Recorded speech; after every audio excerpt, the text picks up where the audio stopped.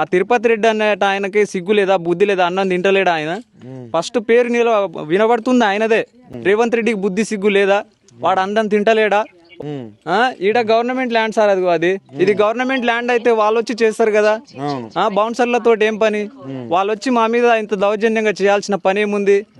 వాళ్ళ మనవడికి ఏమో అయిందని చెప్పేసి ఆ పోయి క్రికెట్ గ్రౌండ్ లో క్రికెట్లు ఆడుకుంటాడు, ఫుట్బాల్ ఆడుకుంటుండు, మొత్తం చేసుకుంటుండు. మా పరిస్థితి ఏంది ఈడ? మేము తినొద్దా? మేము బతుకొద్దా? మేము కార్లు అట్లా నడుపుకొని బతుకుతున్నాం. నీ ఇంటి మీద పడేమన్నా తింటున్నామా? ఓట్లకైతే మేము కావాలనా? మీ తమ్ముడే వచ్చి చేస్తుందంట ఇదంతా. ఆయన పేరే వినబడుతుంది, ఎవరు? తిరుపతి రెడ్డి. తిరుపతి రెడ్డి అని. ఇంకెన్ని ఆస్తులు అట? ఇంకా మొత్తం లాగేస్తుర్రు. మేము మాకు అన్ని డాక్యుమెంట్స్ ఉన్నాయి సార్, లింకు డాక్యుమెంట్లు ఏది పడితే అది ఉంది. మీకు కావాలంటే కరెంటు బిల్ ఉంది, ఈసీ వస్తుంది, డాక్యుమెంట్స్ అన్ని ఆల్మోస్ట్ కంప్లీట్ గా మీరు కావాలంటే వచ్చి చూసుకోండి. ఎంఆర్ఓ వచ్చిందా మరి? నైట్ ఎంఆర్ఓ రాలేదు సార్. ఎంఆర్ఓ ఇట్లా అంత మందిలో ఎవరిని చూస్తాం సార్? మేము ఎవరిని చూడలేకపోయినాం. మొత్తం చిమ్మ చీకటి వచ్చి కరెంటు బంద్ చేసేసారు. ఇప్పుడు మనం ఎట్లా అంటే సార్, ట్రాన్స్ఫారం కూడా వేసినట్టు. ట్రాన్స్ఫారం, కరెంట్ బిల్లు ఉన్నాయి సార్, మొత్తం అన్నిటికీ కరెంట్ బిల్లులతో సహా మొత్తం ఉన్నాయి.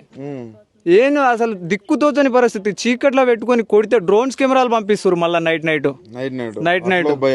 ఇది కూడా చూడండి, డ్రోన్స్ స్టే ఆర్డర్ ఉన్నా కానీ కూలగొట్టిర్రు. ఏం చెప్పాలి సార్? ఓటేసిన పాపానికి ఈ పరిస్థితి మాకు. రేవంత్ రెడ్డి, నువ్వు అన్నం తింటలేవా? గడ్డి తింటున్నావా? మాకు ఈ కోపం చచ్చిపోతాం.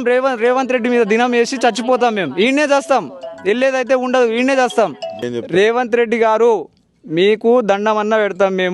మేము ల్యాండ్ తీసుకున్నాం, మా దగ్గర అన్ని ఆధారాలు ఉన్నాయి, మాకు అన్ని ఉన్నాయి, కరెంటు బిల్లుతో సహా టోటల్ ఆల్మోస్ట్ హౌస్ ట్యాక్స్లు అంతా ఉన్నాయి. పైగా ఇంకోటి, మీ ల్యాండ్ అని చెప్పేసి అంటున్నారు కదా, మా దగ్గర స్టే ఆర్డర్ గిట్ ఉంది. స్టే ఆర్డర్ అతిక్రమించి మరీ వచ్చి కూలగొట్టిరు. మీరు వీడికి రావాలి, మీరు కదిలి రావాలి.